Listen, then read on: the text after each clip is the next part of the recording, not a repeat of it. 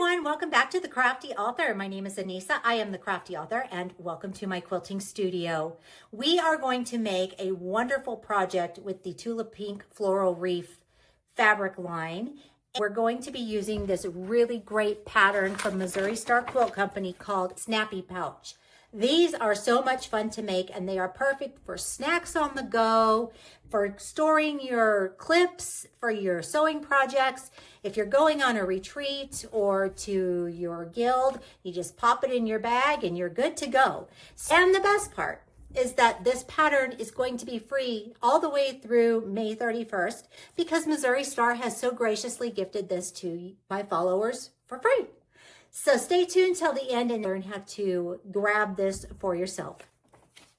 This is the Snappy Pouch, and this is the Tulip Pink Floral Reef line. I absolutely love it. I think these little fish are so cute. And then I added the polka dots because it goes so well with it. But these, you just pop them open and you can stick anything in there. Just like that. Isn't that cool? I made another one too. This is also a Tulip Pink fabric, an old one. I used some webbing on this one for the opening. I'm going to show you how to make these really fun snappy pouches. This is a fat quarter friendly project. I'm using a half-yard bundle here, but I am going to just cut my pieces according to the pattern. And that is what you're watching me do here. You're going to need two different styles of fabric. So for the outer layer, I'm using the fish, and for the interior, I'm going to use those polka dots.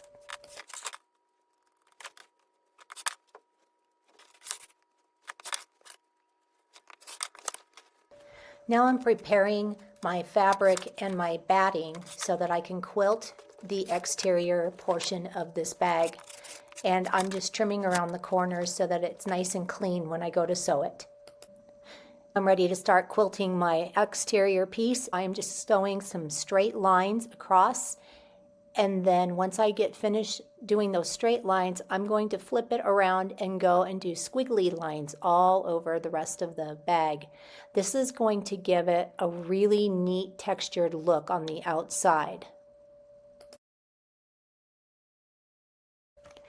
I'm using my Clover heat pressing ruler just to fold over those edges by 1/4 of an inch. This is going to press this so that I know where to place my exterior fabric. When it's time to place it, I'm going to do the measurements down according to the pattern, and then I am going to iron over to that point on that line that I just drew and press that down. This is where we're going to put the snappy bands. We're going to slide those in those little slots right there. We're ready to start assembling the bag. I'm going to put the exterior piece in the center, and then I'm going to pin it and take my little tabs that I made out of extra fabric, and I'm going to place them right in the center. That's going to help us open the bag when it's finished. We're now ready to start sewing the bag. I'm going to use about 1/8 of an inch seam allowance here to hold down the little sleeve that we created for the snappy band to slide in on. And that's what I'm going to do here, is just take my time, pull those pins out, and then I'm going to do the same thing to the other side.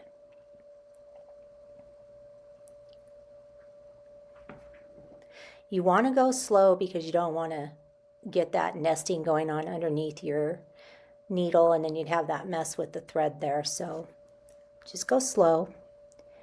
And now I'm going to grab my snappy bands and I'm going to slide those into those little pockets that we just created.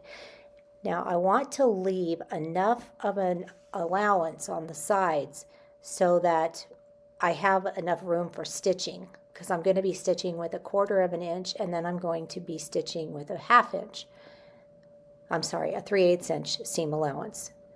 And so this is what I'm going to do here. Got everything in there, put the bands in correctly, and now I'm going to fold it in half.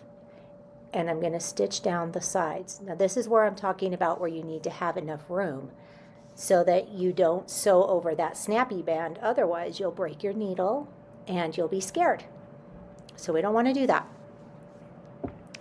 So just make sure that you're taking it easy. I do like to clip it to hold everything in place. I'm sewing down 1/4 of an inch here. And as you can see, you're going to have that raw edge right there on your nice side. But we're going to fix that because we're going to do a French seam on this. And after I get done sewing this, we're going to flip this inside out. And then we're going to sew the rest of it on the other side. Now I'm going to poke out the corners, and it's going to pop. Those little bands are going to be popping and snapping, and it's going to be freaky. It's okay. It's supposed to do that.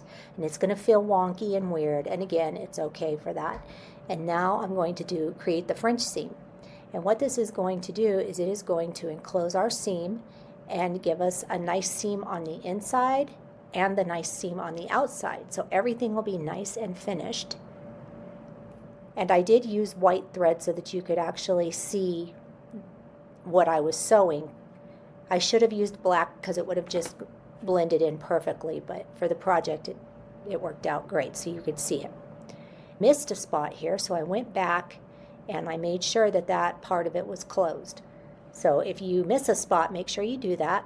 Then turn it inside out, and your bag is now done.